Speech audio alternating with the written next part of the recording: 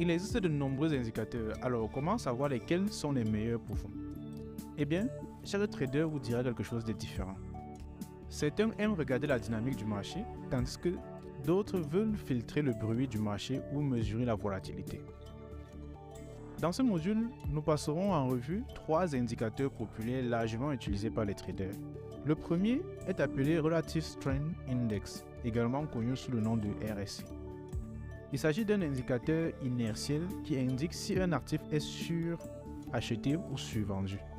Pour ce faire, il mesure l'ampleur des récents changements de prix. Les données sont ensuite affichées sous la forme d'un oscillateur dont la valeur est comprise entre 0 et 100. Comme le RSI est un indicateur inertiel, il montre le taux, l'inertie, auquel le prix change. Cela signifie que si l'inertie augmente pendant que le prix augmente, la tendance est forte et de plus en plus d'acheteurs entrent en jeu.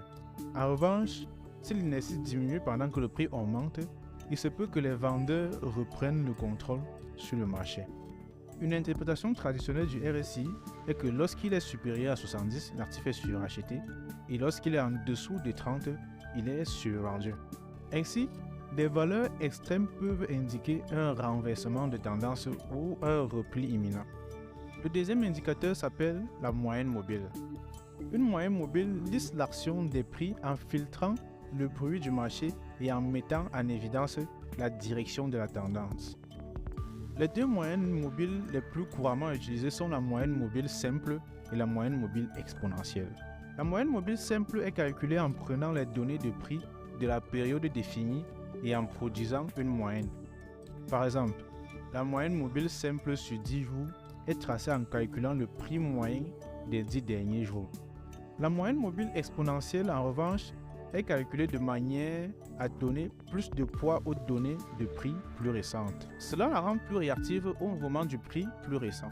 La moyenne mobile est un indicateur suiveur. Plus la période est longue, plus le décalage est important.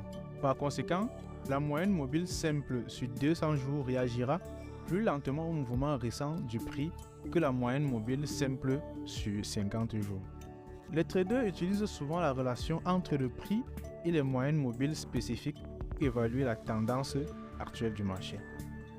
Par exemple, si le prix reste au-dessus de la moyenne mobile simple sur 200 jours pendant une période prolongée, l'actif peut être considéré comme étant dans un marché haussier par de nombreux traders. Les traders peuvent également utiliser des croisements de moyennes mobiles comme signaux d'achat ou de vente. Par exemple, si la moyenne mobile simple sur 100 jours dépasse la moyenne mobile simple sur 200 jours, cela peut être considéré comme un signal de vente. Le dernier indicateur est les bandes de Bollinger, une mesure de la volatilité du marché. Il peut également être utilisé comme indicateur des conditions de surachat et de survente.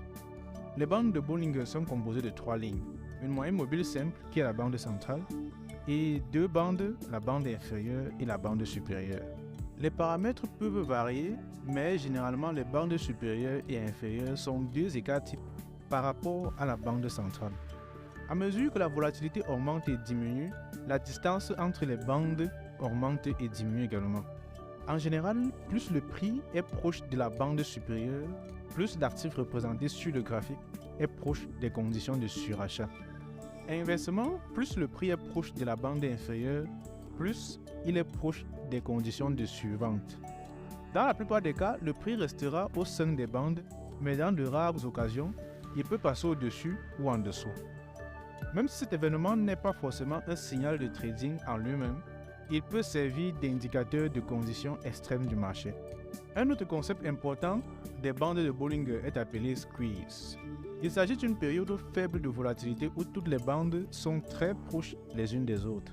Cela peut être utilisé comme une indication d'une volatilité potentielle future. A l'inverse, si les bandes sont très éloignées les unes des autres, une période de volatilité réduite peut suivre. Désormais, vous comprenez la gestion des portefeuilles et des risques, les différentes stratégies de trading, comment lier les indicateurs de trading essentiels. Et nous allons mettre en œuvre ce que nous avons appris sur la création d'un portefeuille de crypto-monnaies bien équilibré dans le prochain module.